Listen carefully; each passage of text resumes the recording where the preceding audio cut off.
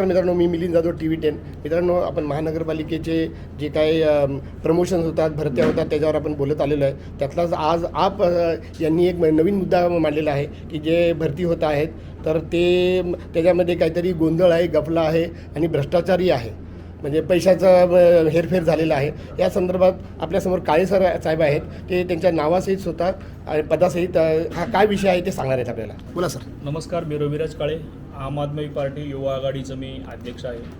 पुणे महानगरपालिकेने 2022मध्ये जी भरती काढली होती त्या भरतीचाच गैरफायदा घेऊन एका टोळीने महानगरपालिकेच्या पॅरलरच एक दुसरी भरती या पुणे महानगरपालिकेमध्ये राबवली, ज्याच्यामध्ये 225 तरुणांची याच्यामध्ये फसवणूक झालेली आहे. तर 225 तरुणांची फसवणूक करताना काही तरुणांकडून 35 लाख रुपये, काही तरुणांकडून 45 लाख रुपये असे एवढ्या मोठ्या रकमा या तरुणांकडून घेतल्या गेल्या.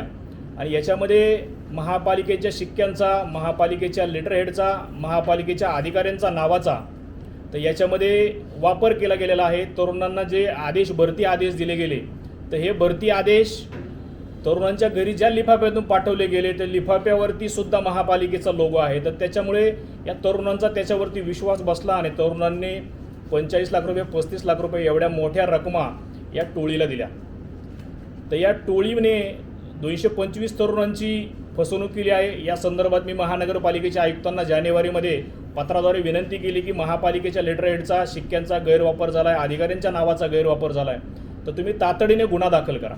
परंतु महानगरपालिकेच्या आयुक्तांनी अजूनपर्यंत याच्यामध्ये गुन्हा दाखल केला नाही. अजून आम्ही एक 15-20 दिवस वाट पाहून राज्याचे मुख्यमंत्री देवेंद्रजी फडणवीस यांची भेट घेऊन आम्ही या प्रकरणामध्ये SIT स्थापन करा म्हणून त्यांना आम्ही विनंती करणार आहोत. हे सर्व कागदपत्र आम्ही त्यांना देणार आहोत.